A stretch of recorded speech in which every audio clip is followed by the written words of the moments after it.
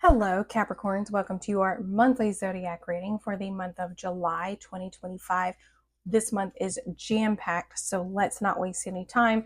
As always, we will pull an overall energy theme for the month, tarot for each week. We will clarify that with more tarot, go over those messages, and correlate those messages to the astrological transits that are occurring in those weeks. And then we will wrap it up with some additional oracle guidance. So let's see, what do Capricorns need to know for the month of July?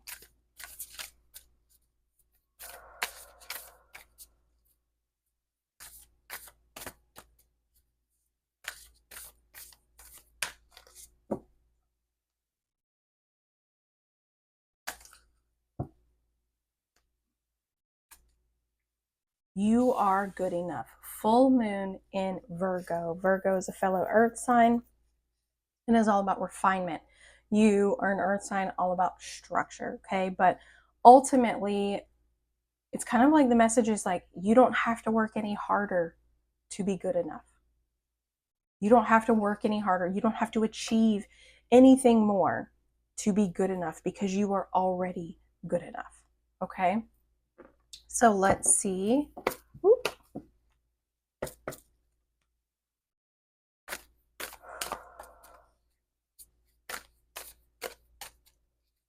Let's see what each week has in store for Capricorn.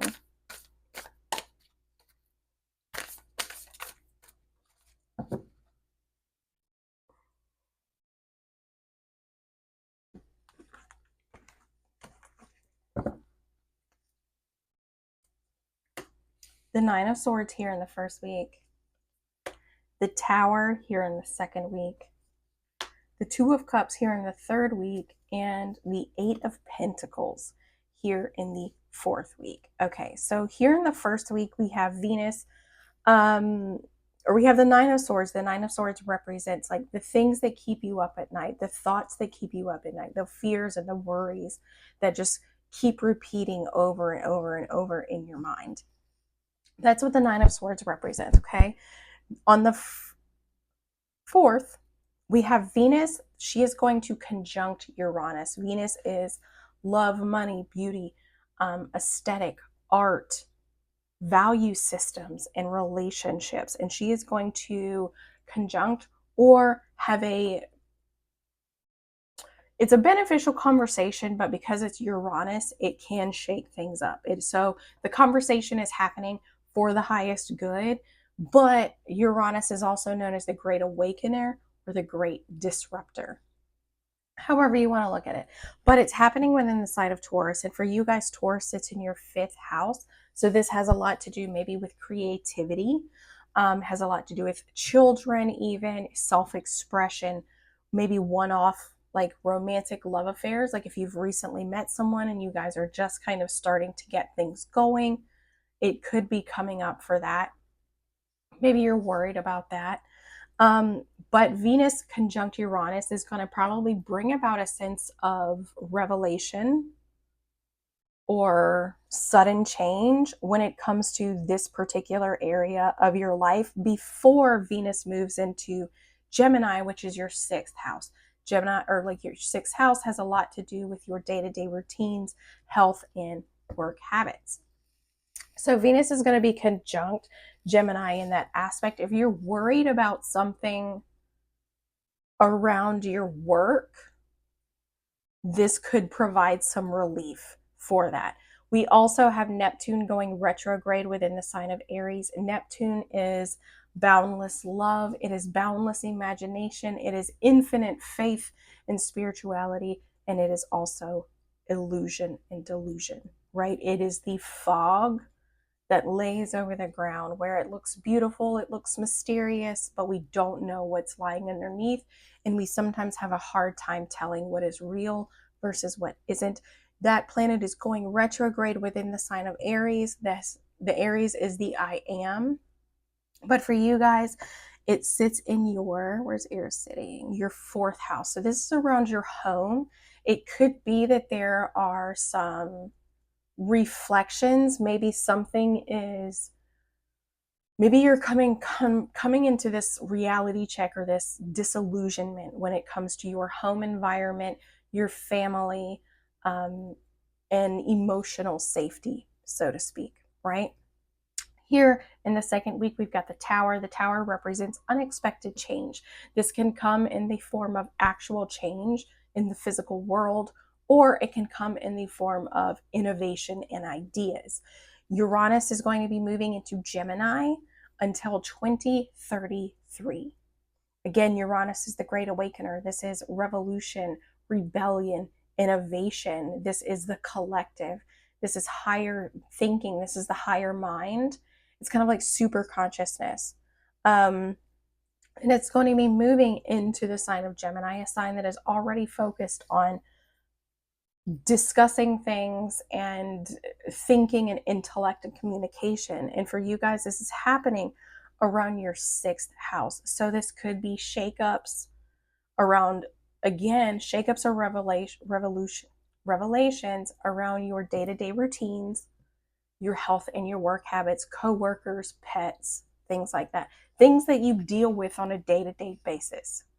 Anything that you deal with on a day-to-day basis is going to be encompassed in your sixth house.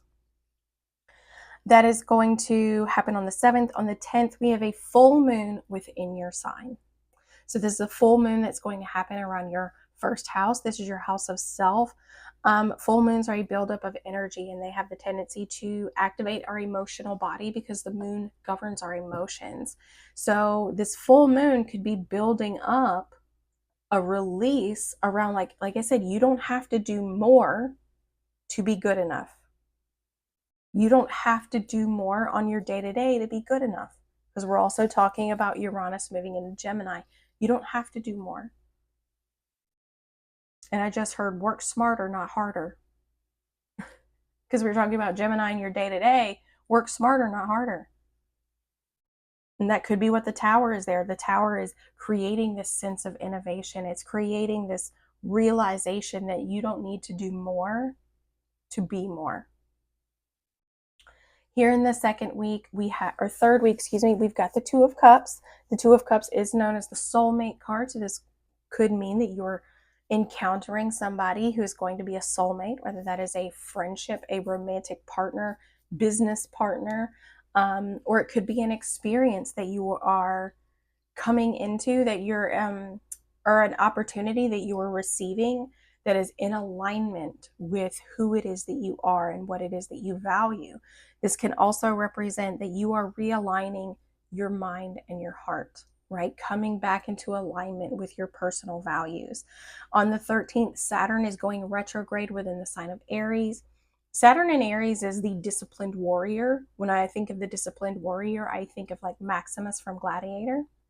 Someone is very well respected, someone who is very clear and determined on what they want to do and what they want to accomplish, but someone very disciplined and who sees the bigger picture and takes action based on that bigger picture, right?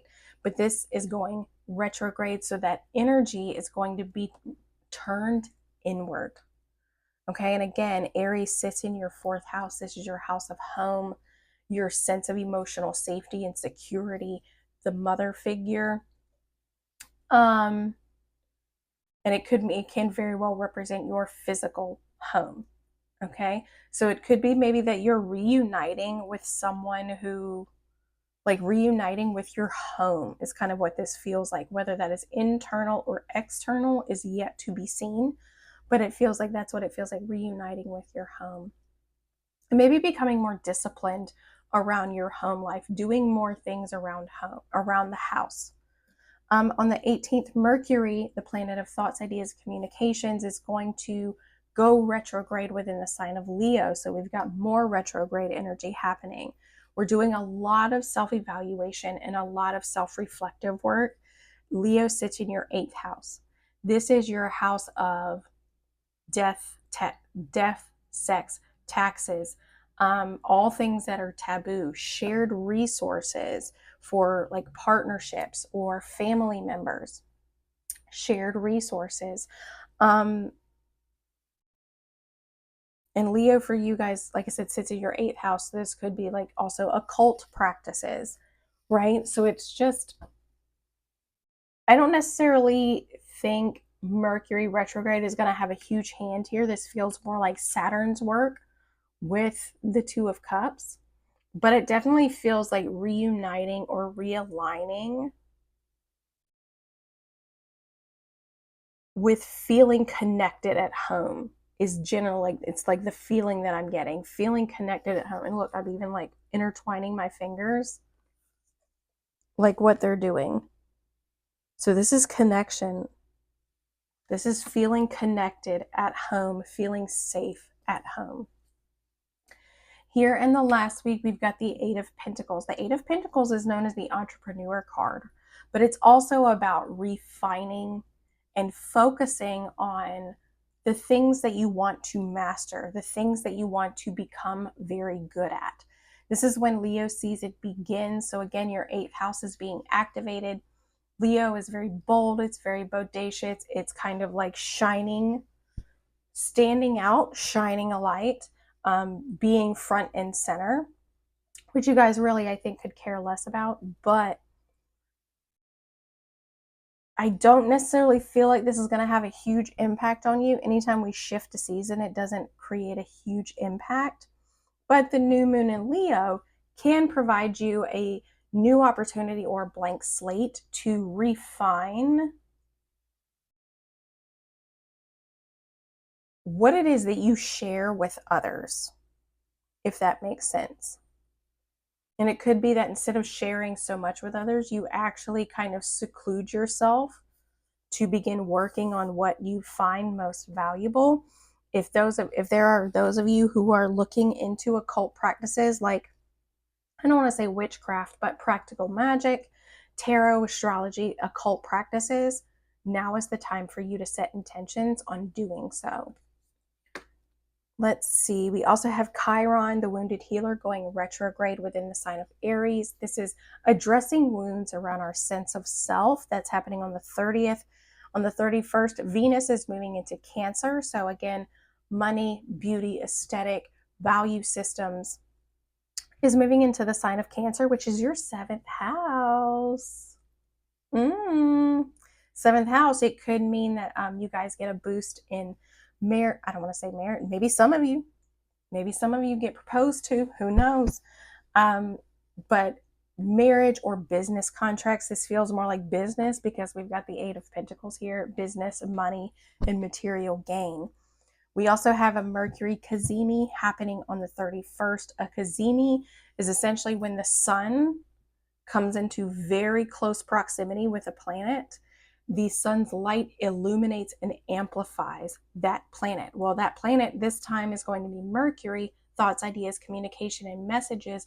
But Mercury is retrograde, so this is going to be a lot of internal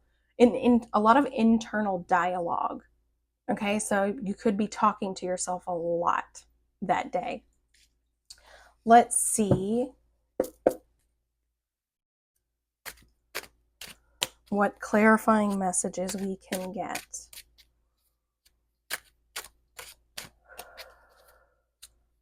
Like I say, you don't have to, I swear, I feel like the biggest theme of this month is you don't have to do more to be good enough. You're already good enough. You don't have to do any more to prove that.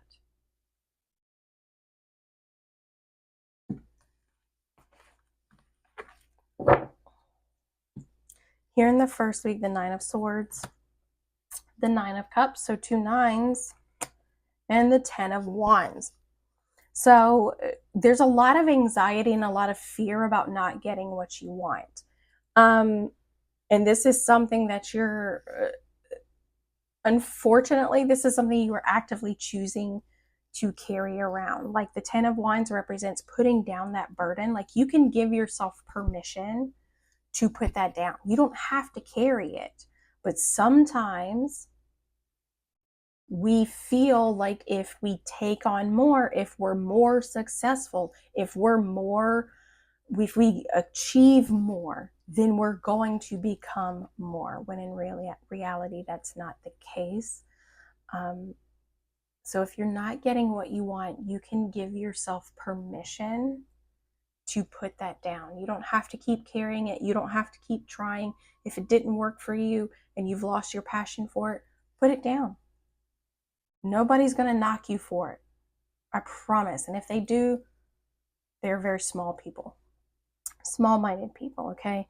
But you don't have to give yourself so much fear and anxiety over not getting what you want, okay? Or over not achieving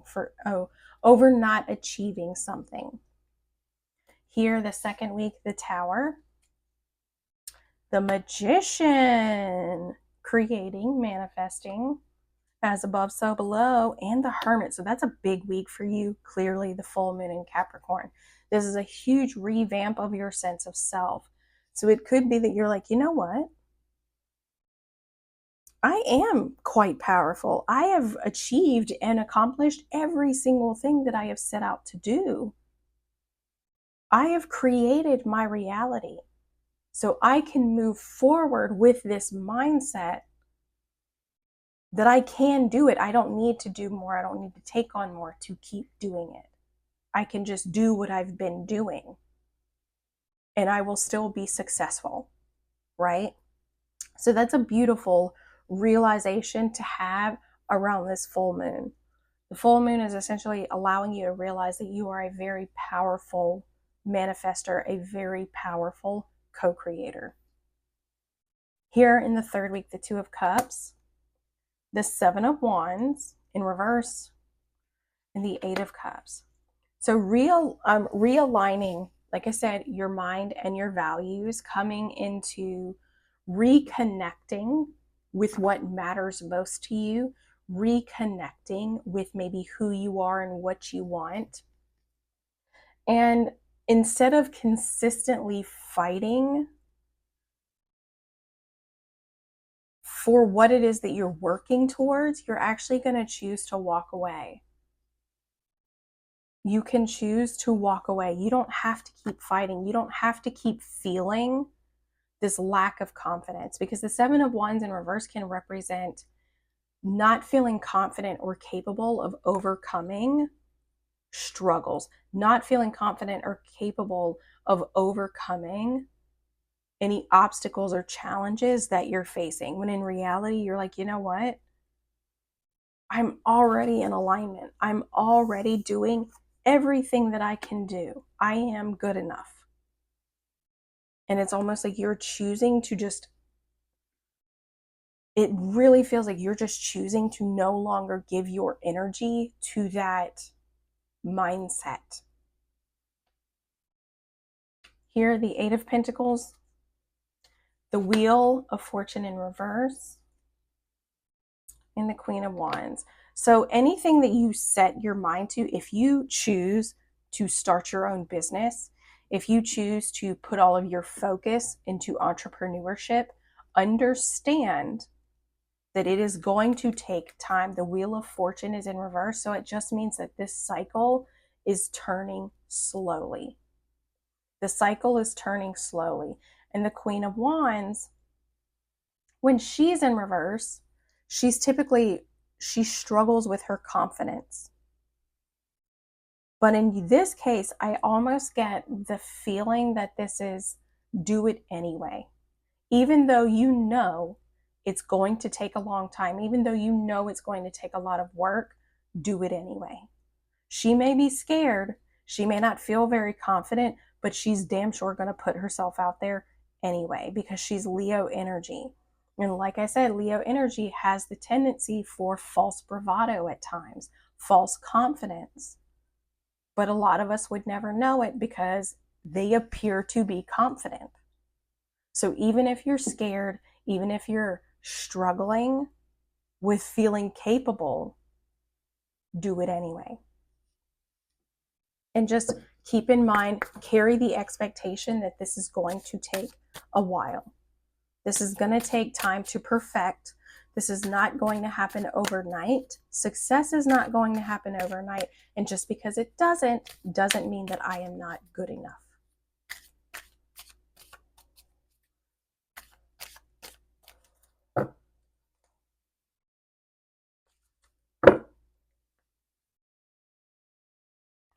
Updates to the system. So if you feel like you're not getting something that you want, it's time for you to let it go. You need to stop worrying about it, because it may not be time for that manifestation to come in yet. It may not be time. You may not be ready, or what you're wanting may not be ready for you. But whatever it is, whatever you're worrying about here in this first week, whatever you feel like you're not getting, whatever you feel unsatisfied with, let it go. Let it go. Release it. Catch and release. Bless and release. Let it go. And watch what happens. Like, this is updates to the system. If it hasn't come to you yet, doesn't mean that it won't. It just means that it's not time. It's not yet time. Okay? Here in the second week, stormy. It can be jarring to completely shift your sense of self, right? Especially you Capricorns. Okay? It can be jarring to do so, but you've got 2 ones here. This is creation. This is the self. You create your reality. You create your reality, and you have to move forward with that perspective. Here in the third week, jar of dreams. Don't hold on so tight to your dreams, because we can keep our dreams in this jar, but if we put that lid on, kind of like a fire, if we put that lid on, it's going to extinguish it. If we hold it too tight, it could suffocate it. It's the same thing with manifestation. It's the same thing with goals. If we put too much attachment and too much expectation on an outcome, we can inadvertently block our own growth. We can block our own manifestation because there is attachment to it. All right? So keep working towards what it is that you want. You're going to receive that success. You're going to receive that opportunity. But you cannot, again, let it go. There are cards here, multiple cards here about letting it go. You don't need to do more to be successful. You are already successful. So you don't need to do more, okay? Don't suffocate your dreams and don't create that energetic resistance. Here in the last week, connect with nature. There's a lot of green. I don't know if you can see it, but here she's got a lot of green in her dress. So does this card. There's a lot of green around that individual. Connect with nature, okay? Understand that things are going to take slowly. You do it anyway. And as a result, reconnect with who you are and why it matters. Why are you doing what it is that you're doing?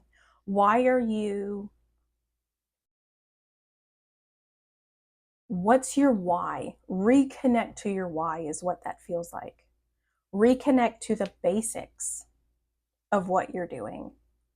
Reconnect to nature, reconnect to the basics. So I truly hope that helped. I hope you guys have an incredible month, and we will see you next time.